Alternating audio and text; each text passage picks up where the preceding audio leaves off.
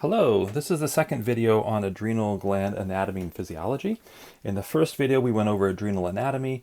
Here, we're going to look at adrenal physiology, the whole process of steroidal genesis, the synthesis of steroids, regulation via the Hpa axis, look at the role of adrenals in stress and stress responses, as well as disease, and then how cortisol and DHEA are transported in the blood, how cortisol is metabolized, and then we'll look at the glucocorticoid receptors. So steroidal genesis is the process through which the adrenal glands make the different steroid hormones. And the three big ones we need to really focus on are aldosterone, which is our primary mineralocorticoid, the cortisol, which is our primary glucocorticoid, and then androgens, and I'm going to focus primarily on DHEA. So those will be the three big ones we need to look at their synthesis pathways. So there's various steps. I'm going to go over 5 basic steps here in adrenal steroid synthesis. The first would be the uptake of cholesterol. So cholesterol is going to be the primary building block of all the different steroid hormones. And of course, cholesterol is based on this steroidogenic backbone. So the numbers here are helpful for looking at where different hydroxyl groups and whatnot are going to be attached. Remember, in cholesterol there is a fatty acid side chain. It's esterified with that on the side chain. So one of the first things that has to happen is that side chain has to be removed for cholesterol to be synthesized into pregnenolone. So cholesterol is going to be delivered to the adrenal primarily through LDL. The adrenal can make some of its own cholesterol via the endoplasmic reticulum. And a question always comes up, can lowering your LDL with statins or other medication cause a problem of not having enough LDL available for the adrenal? And the answer is not likely. You would have to have very, very, very low LDL levels, 10 milligrams per deciliter or even less. And even in those cases, the adrenal would still be able to synthesize some of its own. Now, would you have optimal cortisol, DHEA levels, etc.? Not clear. But the kind of conventional guidance around this is that you're not going to lower your cholesterol enough to cause a problem with the adrenals. That said, lowering cholesterol, although we look at this sort of in cardiology, we often look at lower is better, especially if a patient has a history of atherosclerosis. Cholesterol does have very important roles for creating stability in cell membranes, for brain function, and so forth. So there are some concerns about lowering cholesterol too low with statin drugs in particular. And they would be more on the effects on the central nervous system, not as much on the adrenals.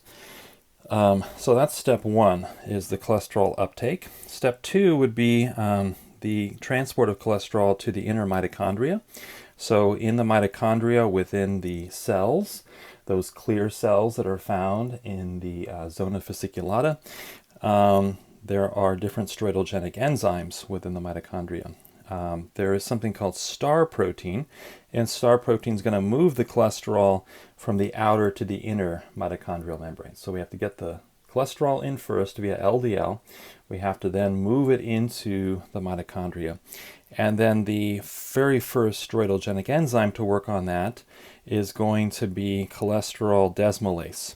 And that's going to remove this cholesterol side chain from cholesterol to make pregnenolone. So pregnenolone is the first step, and this is the rate-limiting step. Cholesterol desmolase is a CYP450 enzyme. It's CYP11A specifically. So that removes the cholesterol side chain, and this is activated by ACTH from the pituitary gland. And if we're talking about the aldosterone in the zona glomerulosa, that's going to be regulated by angiotensin II. And that's via the renin system, remember. There are specific inhibitors. One notable one is ketoconazole. You probably know this is an antifungal. In fact, the way it works as an antifungal is to inhibit steroid synthesis in the fungi. That's how they make their cell walls. High doses of ketoconazole, way above what you use for antifungal purposes, can inhibit adrenal steroid synthesis. That said, how much of it could be absorbed to the skin if you're using it, maybe a man's using it for tinea cruris and putting lots of the ketoconazole on there as an antifungal. Could that be absorbed into the testes? Could that inhibit steroidal genesis in the testes and also the adrenals? That's kind of an unknown question. So that's step 3, conversion of cholesterol into pregnenolone via cholesterol desmolase, and that's the one that's the rate-limiting step, regulated by ACTH or angiotensin II. Step 4 is the pregnenolone then has to move out into the cytoplasm, and in the cytoplasm, that's where all these other enzymes exist, which convert the pregnenolone into the different downstream products. And so we'll go over some of those here in just a bit. Now there are several autosomal recessive diseases, genetic diseases known as congenital adrenal hyperplasias, and these are caused by mutations in the genes for these steroidogenic enzymes. So you are missing usually one, can be more, but usually one of the steroidogenic enzymes, so you don't make specific adrenal steroids. And this can result in excessive or deficient production of those steroids. So here is, in summary, sort of a diagram showing you what's happening in the adrenal cortex in the different 3 regions. Let me start here with the diagram here to the left. This is just showing us the LDL docking onto an LDL receptor onto the cell. This is happening again, for example, in those clear cells in the zona fasciculata. And then the cholesterol ester is released from the LDL, and that is going to move into, via star protein, into the inner mitochondrial space, where then the cholesterol is converted into pregnenolone. The pregnenolone then leaves the mitochondria into the cytoplasm, and that's where the various steroidogenic enzymes, many of them found within the endoplasmic reticulum, are going to work on the pregnenolone to convert it into things like cortisol. Notice in the case of cortisol, we get a product 11-deoxycortisol, which then has to move back into the mitochondria to make cortisol. And then that moves out of the cell, and we'll talk about what causes release and how that's carried in the blood. So cortisol is a little bit more complicated that way. So let me just zoom in on this picture here. So this shows us in the glomerulosa, in the fasciculata, in the reticularis, the different enzymes and the different products. So here we start with cholesterol. Here's cholesterol desmolase. There's the pregnenolone.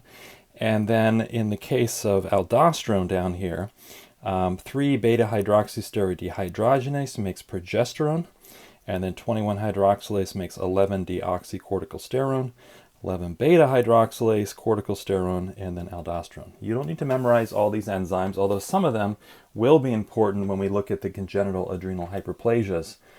In understanding, there's a couple ones that are most significant. We'll look at those. In the case of cortisol synthesis, that again happens primarily in the fasciculata.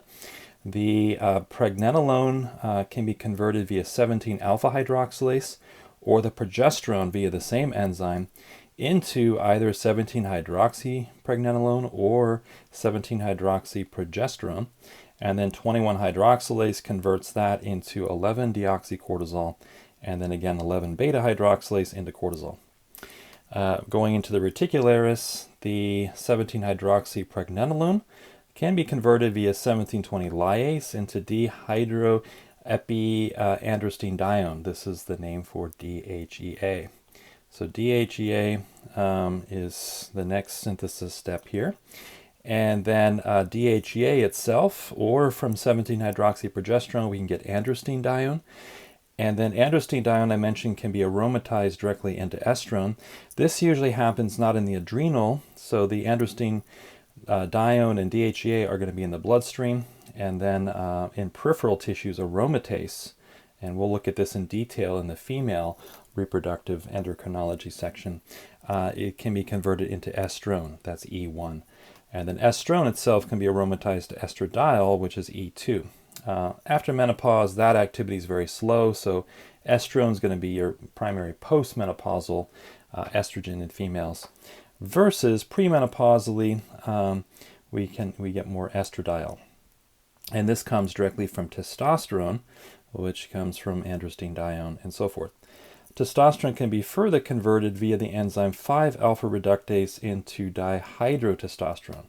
And that's going to be a very active, aggressive form of testosterone that's, for example, in hair follicles, in skin sebaceous glands that leads to acne, and so forth. So we'll look at the dihydrotestosterone later, but that'll be an important one. So that's a lot of information right there. I'm going to go through this again and again, so hopefully these terms will start to make more sense. So this is a general overview of the steroidogenic pathways in the adrenal cortex and the peripheral tissues. Now the picture I just showed you is only partly correct. It's the one you see in most textbooks or variations of that picture. But there's actually a more accurate picture which I want to show you here. Because of the other picture, if you go back to that, you see that pregnenolone is a major sort of starting point for all these different steroids. So the argument is, if you're making lots of cortisol with stress response, you're going to take pregnenolone away from DHEA production and from sex hormone production. And this is a concept known as the pregnenolone steal. So that's the argument, is that because if you look at that last diagram, pregnenolone looks like it's going to all go shunted down the cortisol pathway and not the DHEA and sex hormone pathways. Unfortunately, this is a myth because it's a bit of an artifact from the diagram. If you look at the actual diagram, and I'll just say that I took this directly from a very excellent source by, I think his first name, I think it's Ted Williams. He has this very interesting book published by the Point Institute called The Role of Stress in the Hpa Axis in Chronic Disease Management. I'd highly recommend that. You can find that online. I don't think it's very expensive to purchase. But this diagram comes from his books there. But he makes the point that if you look at the glomerulosa, the fasciculata, and the reticularis, the production of pregnenolone occurs in each layer. So you can't really steal it from one layer to the next. This is happening within the cells in each layer. So each cell is going to make pregnenolone across the three layers of the adrenals, and then from there the different enzymes will give you the different hormones. So in the case of the glomerulosa, we have all the enzymes present in those cells to make aldosterone. In the case of the fasciculata, all the enzymes are present to make cortisol and corticosterone, and then in the reticularis to make DHEA, and then there's even the DHEA, it's called a sulfyltransferase, which can sulfate DHEA to make it more water soluble so we can carry it in the blood plasma. All right, so that's a little bit more of an accurate diagram. So there really is no pregnenolone steal. You can have problems, though, of these enzymes acting at different rates. And that's an area which I don't think is explored as much, definitely not in the conventional literature unless you have a congenital adrenal hyperplasia. But functionally, if you're maybe having some nutrient deficiencies, again, other hormones like high insulin and low thyroid and things like that, those could potentially all interfere with or slow down or even upregulate some of these enzymes within these steroidogenic pathways. So that's really where we have to focus our attention on, and there's not a lot of information on that. You have to kind of go digging to find that. We don't use a lot of that clinically as much, but I will come back to that topic when we look at treatment of functional adrenal disorders. Okay, so how is steroidogenesis regulated? Steroidogenesis, especially cortisol and DHEA, it's regulated through the Hpa axis. So I'm not going to talk about aldosterone at this point. We'll talk about that a little bit later. But the Hpa axis regulates DHEA and cortisol. And we went over this already in the pituitary section, so some of this will be review. But remember that cells up in the paraventricular nucleus of the hypothalamus, the PVN, these are neurons that are up there, they secrete cortical releasing hormone, so CRH. And they release this in response to general stress. So, any sort of activation of the sympathetic nervous system, either psychological or usually physiological, like if you have a burn, if you're in an auto accident, ICU, that sort of thing. But we do know that psychological stress can trigger this as well. Increased inflammation, specifically IL-1, will activate the secretion of CRH. Increased insulin, increased prolactin, And then the levels themselves are regulated by a circadian rhythm. So throughout the day, we're releasing CRH. It's going to be highest in the morning, and it's going to be lower in the afternoon hours. So there's a 24-hour rhythm, circadian rhythm with that. And then as cortisol levels rise in response to that, it's going to negatively feed back to the hypothalamus, hopefully, to turn that down. So that's the main signal for release of ACTH from the anterior pituitary, CRH. Now, vasopressin or antidiuretic hormone also can release ACTH, but not as strongly as CRH. Now, once the CRH, those secreting neurons, they're going to secrete the CRH into the little portal circulatory system in the stalk of the pituitary. It's going to carry CRH to the anterior pituitary, and then corticotrophs there will release, in response to CRH, will release ACTH. Now, to be a little bit more technical, the CRH actually releases POMC. So POMC is this larger peptide that's released by the corticotrophs. And then POMC itself will be cleaved into ACTH, into melanocyte stimulating hormone, both alpha and gamma, and then beta lipotropin, as well as some beta endorphin and so forth. So POMC really is a major regulatory peptide here, which then fragments into the different pieces. Now this is important because when you release ACTH in high levels, you're also going to release the MSH, melanocyte stimulating hormone, is an example. And MSH is going to cause hyperpigmentation. So people that have primary adrenal insufficiency, where you get very low cortisol output from the adrenals, usually because the adrenals have been destroyed by the autoimmune system or by an infection like tuberculosis or something like that, much less common, that the cortisol levels are low, the hypothalamus detects the low levels, starts churning out more CRH to the anterior pituitary, and the anterior pituitary releases lots of ACTH, and also you're going to get lots of the melanocyte stimulating hormones. So in primary adrenal insufficiency, you get low cortisol, high ACTH, and high MSH, which causes hyperpigmentation of the skin and so forth. So that'll be one of the characteristic findings of primary adrenal insufficiency, which also goes by the name of Addison's disease. Okay, so that's the anterior pituitary, and then the ACTH is released in the blood, and that should stimulate in the adrenal cortex all the steroidogenic processes we just talked about. So again, the effect of ACTH on the adrenal is to lead to rapid synthesis of steroids within minutes. The ACTH binds to plasma protein, or in the plasma membrane receptors, and that's going to activate adenylyl cyclase. That'll increase the interior levels of cyclic AMP. That will increase protein kinase A. And it's the protein kinase A which will stimulate the uptake of cholesterol and the activity of cholesterol esterase, and then cholesterol desmolase down here in the mitochondria. So that's a little bit more of the mechanical details of how ACTH actually regulates cortisol secretion, but basically it just augments everything we just talked about in the steroidogenic pathways. Now there are also extraadrenal actions of ACTH, which we don't typically talk about as much in the conventional endocrinology realm, but we do discuss it more in the functional endocrinology circles. ACTH can upregulate eosinophils and histamine, which is very important.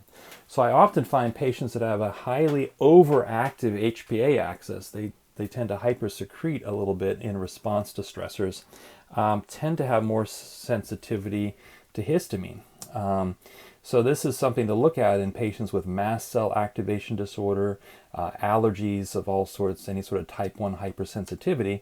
Could they be having high release of ACTH? Now normally DHEA, which is also released in response to ACTH, should have an antihistamine effect. So if your DHEA levels are good, you should counteract that. But if your DHEA levels have gotten low with age, and we'll talk about that here in a little bit, then you're going to have more response from the ACTH. So that's very important to think about. And again, there's a negative feedback cycle with the cortisol levels that should feed back to the hypothalamus and should turn down CRH. Now that's going to be a real problem because in some people, unfortunately, with chronic activation of the Hpa axis, the glucocorticoid receptors in the hypothalamus become desensitized. They downregulate. And so the hypothalamus no longer really detects the levels of cortisol adequately in the blood. And so we start getting really wonky cortisol rhythms where maybe in the morning you wake up, you have very low cortisol when you should have a high cortisol waking response, and then your cortisol levels should go down during the day so that by evening you have very low levels, especially at midnight. But it could be that you get low in the morning and very high in the afternoon and evening. Now you can't go to sleep, disrupts your melatonin rhythm, etc. And that is what we are calling now Hpa Access Dysregulation. So Hpa Axis Dysregulation really is the new name for what people used to call adrenal fatigue. We shouldn't use that term except for the context of Addison's disease. So Hpa Axis dysregulation happens because of the usually downregulation of glucocorticoid receptors in the hypothalamus. Now, the good thing is that with proper lifestyle habits, exercise, diet, but also herbal therapy, especially adaptogens, we can actually improve that. So that'll be a very important discussion with the stress response. Okay, so that's a little on the Hpa axis. So delving in more deeply on the Hpa axis and the regulation of steroidal genesis, again, there's a 24-hour circadian rhythm with cortisol. So if you look at the diagram here to the right, we find that in the morning at dawn, we should have a surge of cortisol, and that is known as the cortisol awakening response, CAR. And that surge happens within about 30 minutes before waking. We get an increase of cortisol, and that's what should wake us up. And then notice that cortisol throughout the course of the day goes down. These little curves on top are when you might have stressors throughout the day, but the stressors should only cause a temporary surge of cortisol, and it should come back down to the circadian baseline.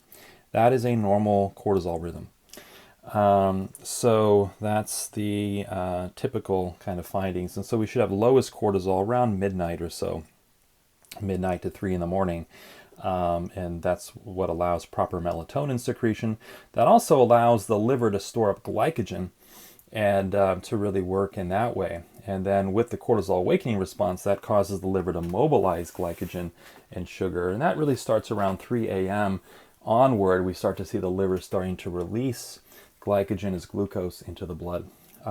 If you have not stored up enough glycogen in the liver, let's say you've been in a stress mode all day and you never got into a more of a parasympathetic state in the late afternoon, early evening, your cortisol levels never went down, the liver can't store up enough glycogen, and so as you sleep and become hypoglycemic after a few hours after eating, then the liver needs to release the glucose into the blood. So what can happen is that if you don't have enough glycogen there, you have an early surge of cortisol, an early surge of norepi and epi, and that wakes you up maybe around 1, 2, or 3 in the morning. And that's interesting from the perspective of Chinese medicine. They talk about 1 to 3 in the morning as liver time. And people that wake up during that phase, we often give liver supporting therapies too. And we can say physiologically that's because we're needing to support the glycogen rhythm and the glucose cycle. All right, one other point here is that DHEA also follows a circadian rhythm like cortisol, but DHEAS, the sulfate form, has less of a circadian rhythm. So that has more constant plasma values. And so that's the one we typically measure when we do plasma levels. Cortisol, you have to really, if you want to be accurate, you need to measure it several times a day. And typically for lab testing, if we're going to do plasma measurements of cortisol, we do them in the morning around 8 a.m. And that gives us this cortisol awakening response time. Now, the researchers of cortisol really argue that probably a better way to gather cortisol information is through salivary cortisol. And that we can do at several time points during the day. So we can get this 24-hour curve, and that tells us a lot more about what's going on.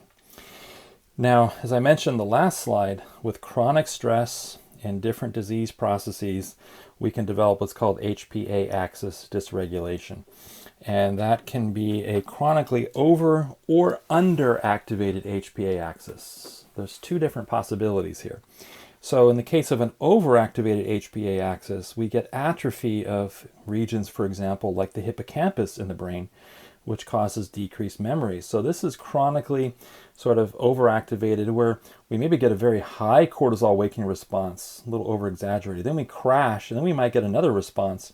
What's important is that over 24 hours, you're actually not having high or low cortisol, which is why we say you don't have Addison's or Cushing's, which are the two extremes on high or low cortisol.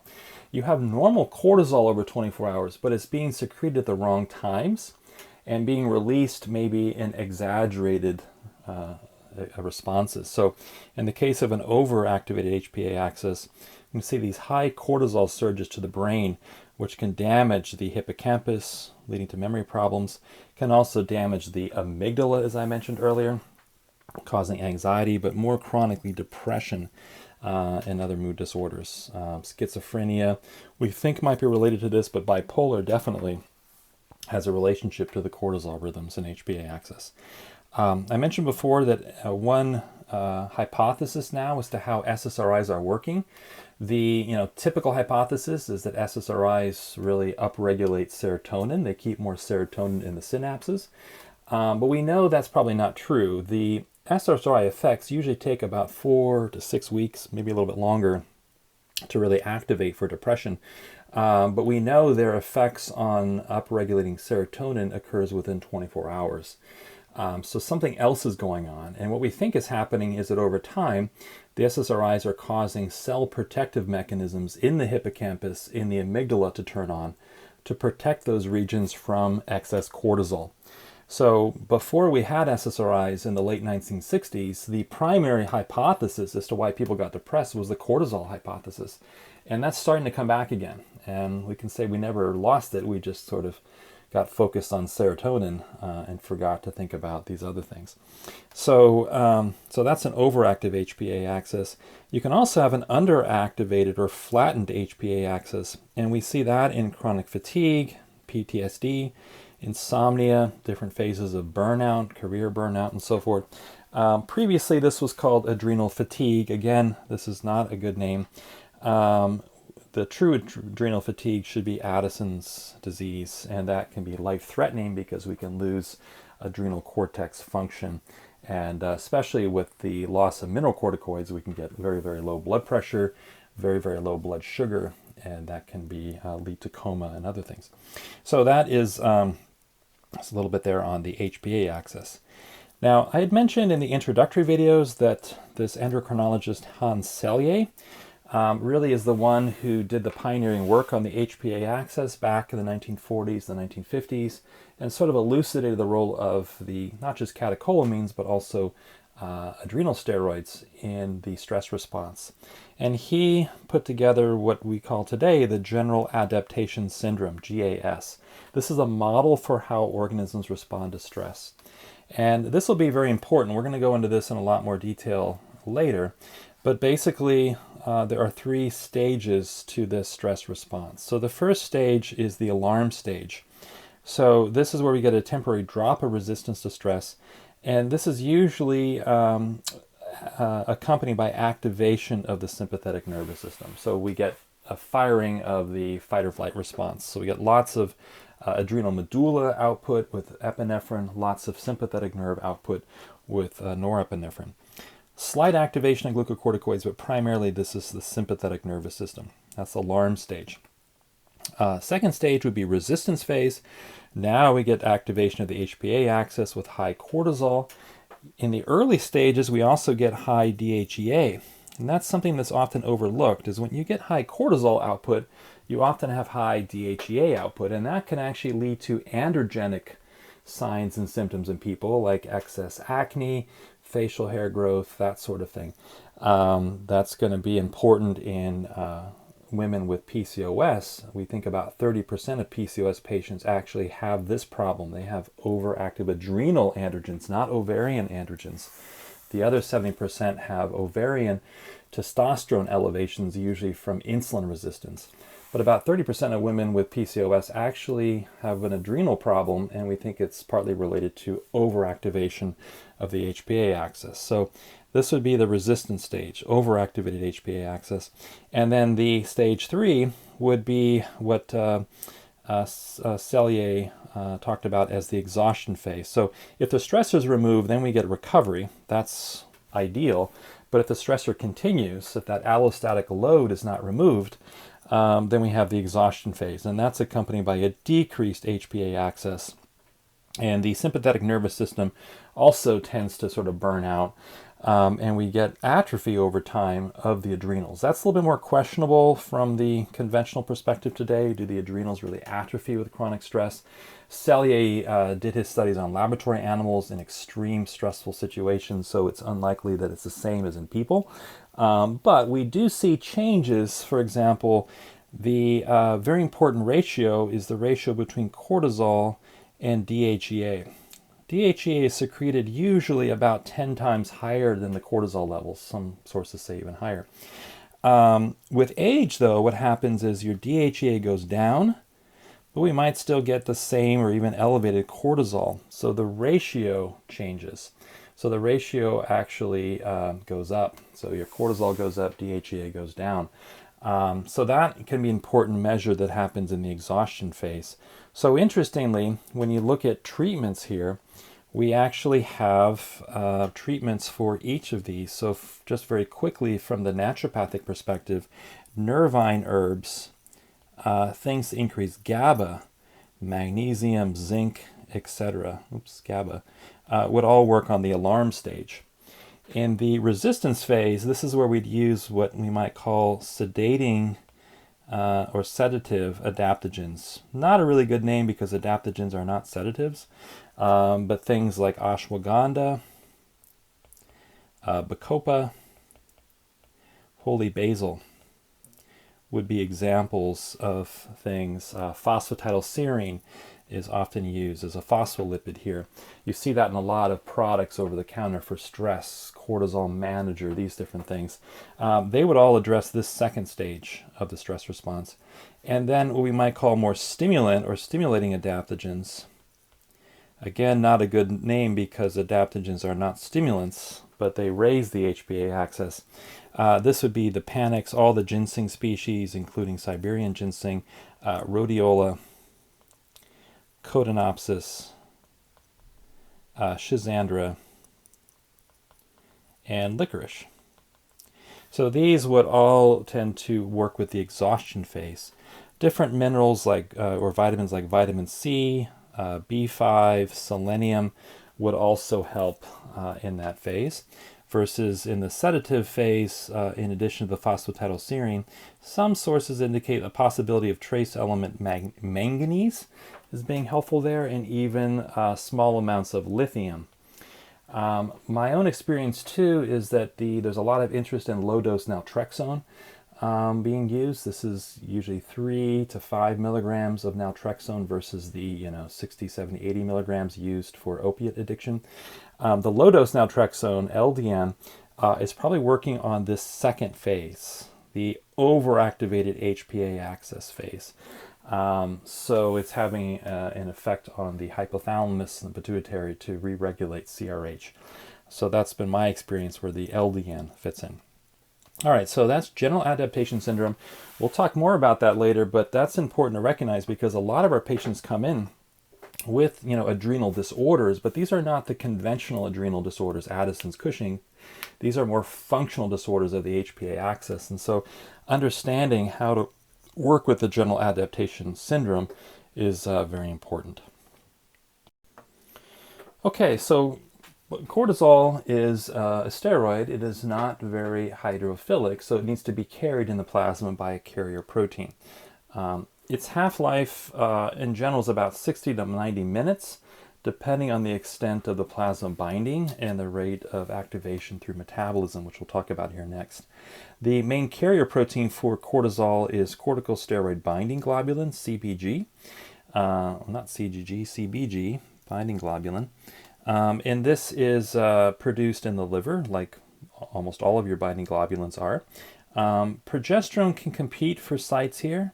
in late pregnancy, so progesterone can knock off some of the cortisol, and that's why we think actually progesterone has an ability to get more healthy cortisol into the tissues. It prevents less of it from being bound up in the blood, so there could be a synergistic effect there with progesterone.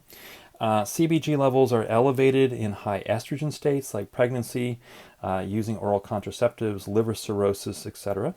Hyperthyroidism, and then diabetes and insulin resistance, and then different genetic disorders.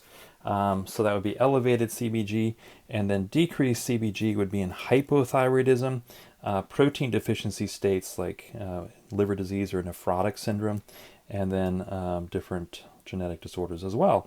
This is important because the more CBG you have, the more cortisol you bind up, the less is available freely to the tissues. The less CBG you have, the more cortisol. First of all, the less cortisol is able to get into the body, into the blood, but then what's there is going to be more readily getting into the tissues, and that could be an issue there too. Albumin also carries cortisol as well, small amounts. It also carries some of the androgens, and adrenal testosterone, I'll just say, has its own binding globulin called sex hormone binding globulin, which we'll talk about later. Synthetic glucocorticoids like dexamethasone, prednisone, prednisolone are mostly bound to albumin versus CBG. Now, again, it's the free cortisol which is active in the tissues, and so this only counts for less than 10% of the free cortisol. It's about 1 microgram per deciliter. And so we can think of the plasma binding proteins as providing a pool for cortisol, which can then dissociate and be freely available in the tissues. Salivary hormone levels are going to detect the free hormone levels, not the bound hormone levels. So that'll be important for plasma testing. When we test plasma, we test the blood, we have to always think about a total hormone. So let's say total cortisol is going to equal the free cortisol plus the bound cortisol. And so we usually get a total cortisol. We can also in the lab get a free cortisol. So for just doing general assessment on, boy, how's your adrenal function doing, or do we suspect Addison's here, we might just get a total cortisol. I sometimes follow that up with a free cortisol. But total, you're going to need to know all these things that may raise or decrease cortical binding globulin, so it gets a little bit more complicated. So that's why a lot of people tend to prefer the free cortisol in the free hormone measurements. And again, saliva is a source of that. Not all labs use saliva. There's only a few that really emphasize that. So it's not sort of a universal way of assessing hormones, and that's why the conventional endocrinology organizations don't really go for the salivary hormone testing. But if you look at the research literature on cortisol in particular, the salivary hormones are kind of the gold standard for how we assess that. Okay, so that's something about the binding globulins with cortisol. DHEA, again, can be bound up to albumin, but it's primarily going to be carried in the plasma as DHEA sulfate. So the DHEA sulfate, again abbreviated DHEAS, and the S really equals sulfate, SO4. This is going to make it more water soluble, and that's going to keep a generally steady plasma pool of DHEA in the tissues. There are enzymes in various tissues that can remove the sulfate group, and that can liberate the DHEA again. Okay, so once the body is done with the cortisol, it has to be inactivated. Again, the half-life is just over an hour, roughly around an hour, maybe an hour and a half. Once the cortisol is metabolized, it's going to be made more water soluble, so it can be eliminated through the urine or through the bile. The liver is the major site of inactivation and metabolism of cortisol. So about 90% of the metabolized byproducts then will be eliminated through the urine. About less than 1% remains of cortisol remains in the urine unchanged, but most of it's going to be metabolized through the liver, made into water-soluble metabolites, which are eliminated through the kidneys. So this is why we often emphasize liver health in stress, because if you have high cortisol levels and whatnot, if you can improve liver detoxification or metabolism of the cortisol, you'll get rid of it more quickly. And there are different enzyme systems, the delta-4 reductases, but probably the biggest one to know about would be the 11-beta hydroxysteroid dehydrogenase. Now there's two of these, type 1 and type 2. So very quickly, type 1, 11-beta HSD1, converts 11-beta HSD2 converts cortisol into cortisone. Cortisone, again, is the inactivated form of cortisol. Notice it's missing the hydroxyl group right here. So that's the only difference. So cortisone is inactivated cortisol. It doesn't bind to the cortisol receptors very strongly. And it's 11-beta HSD2 which can convert. 11-beta HSD1, however, converts cortisone back to active cortisol. And then if you look at these different pathways, these are the reductases and so forth, which can then further metabolize this into the different products we might see in the urine, both of these. All right, so that's the general metabolic pathway. Now, different tissues, so I mentioned the liver is a major source of metabolism, but different tissues have different levels of the 11-beta HSD1 or 2.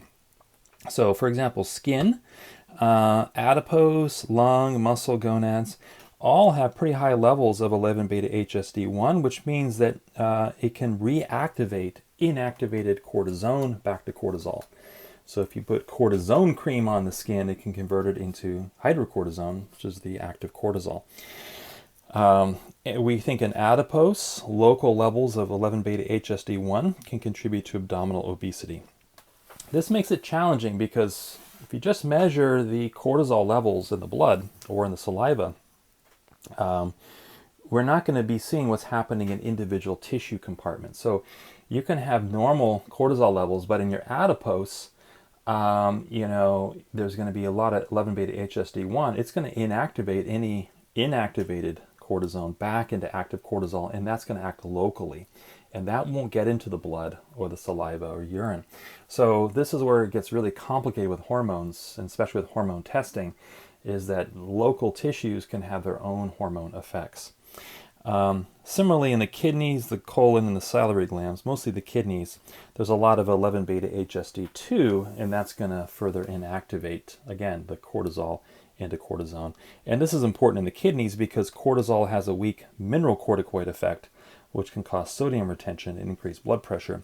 So you want to get rid of your cortisol in the kidneys as quickly as possible. Now, the liver further, with some of these metabolites, can conjugate them. And that's primarily going to be through glucuronic acid, again a sugar, and sulfate. So that's going to be the phase 2 pathways in the liver. Now there's going to be different factors affecting this. So you're going to see decreased clearance in infants and elderly patients, in pregnancy, and that's usually because there's very high CBG levels due to the high estrogen, and that's going to bind up the cortisol and keep a supply in the blood, so it's going to be more slowly metabolized.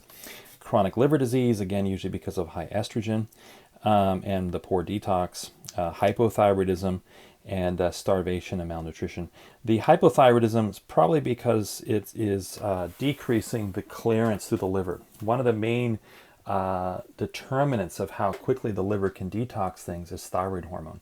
And so low thyroid states really gum up the liver or make its detox pathways more sluggish. Increased clearance will be in hyperthyroidism, estrogen therapy, and then drugs that upregulate the CYP enzymes. You might wonder why estrogen therapy? Well, again, estrogen increases CBG, but interestingly, more chronic estrogen therapy over time can upregulate the liver enzymes to clear estrogen, and some of those same enzymes in phase 2 pathways also, the glucuronic acid and sulfate pathways, are upregulated as well, so you'll get more clearance that way. So it can get a little confusing with the estrogen there. All right, so that is liver or general metabolism of cortisol. Remember the difference between 11-beta HSD2, which is inactivating the cortisol to cortisone, and 11-beta HSD1, which takes the cortisone back to active cortisol, and how there's different tissue levels of these different enzymes. Okay, finally, once the cortisol gets to the tissues, how does it act in the tissues? So I'm going to focus on cortisol here, and we'll come back and talk about DHEA and aldosterone in a little bit. And the cortisol itself will act via glucocorticoid receptors, GRs. The GRs are a member of the steroid hormone receptor family, which includes the glucocorticoid receptors, estrogen receptors. There are two different types, alpha and beta. The androgen receptor for testosterone, androstenedione. There's a progesterone receptor, and then a mineralocorticoid receptor for aldosterone.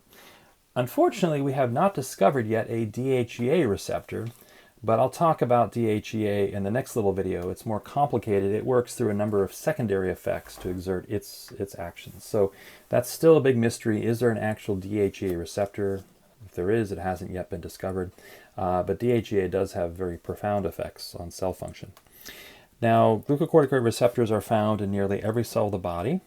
They are unbound receptors, usually localized to the cytoplasm.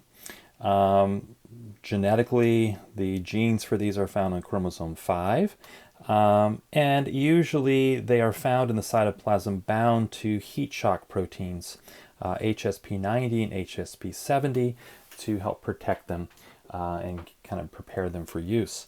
The binding of the hormone, in this case cortisol, to the glucocorticoid receptor releases the heat shock protein. And then the glucocorticoid receptor complex translocates to the nucleus, and then once it translocates to the nucleus, it's going to regulate gene transcription, and then that will make different messenger RNA products, which will then go back in the cytoplasm and the ribosomes to make different proteins, and that's the process of translation.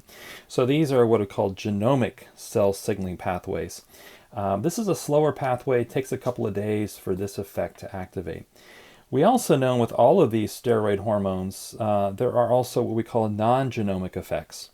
And these are fast actions that occur within seconds to minutes. And these are activations usually of protein kinases. Remember, kinase is an enzyme that phosphorylates an enzyme. And when you phosphorylate most enzymes, you essentially turn them on, you activate them. So it's like turning on a light switch.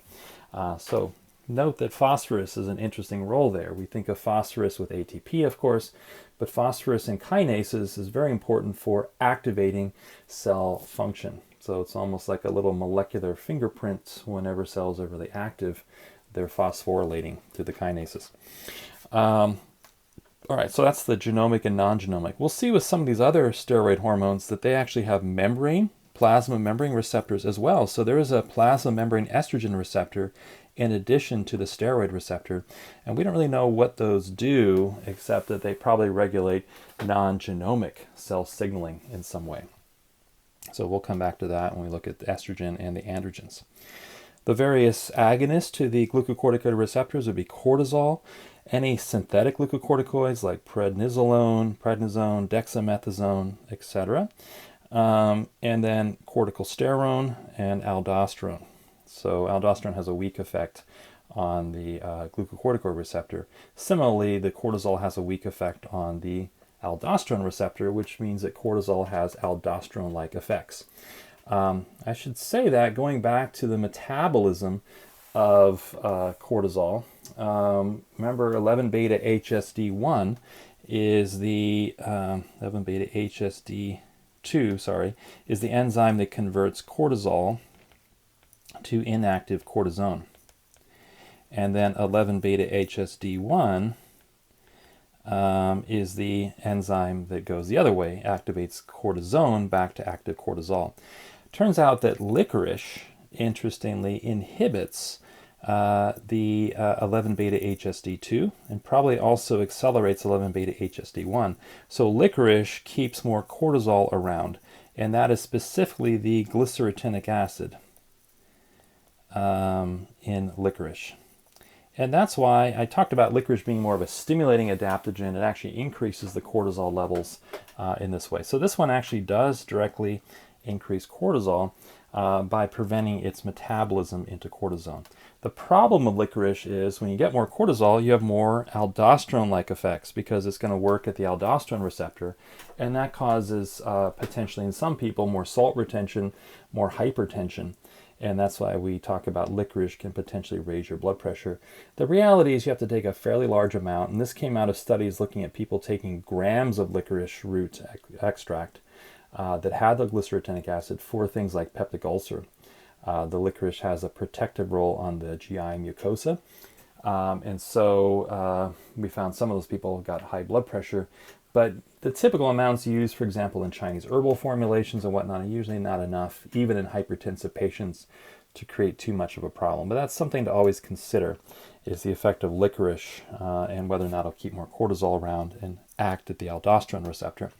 There are forms of licorice that have been deglycerinated. They take the glycerogenic acid out, and that's used now for peptic ulcer treatments for those high doses. All right, so those are receptor agonists. And then receptor antagonists would be progesterone, the testosterone, estrogen, deoxycortisol, and then mifepristone, which is Ru-486. That's an abortion agent.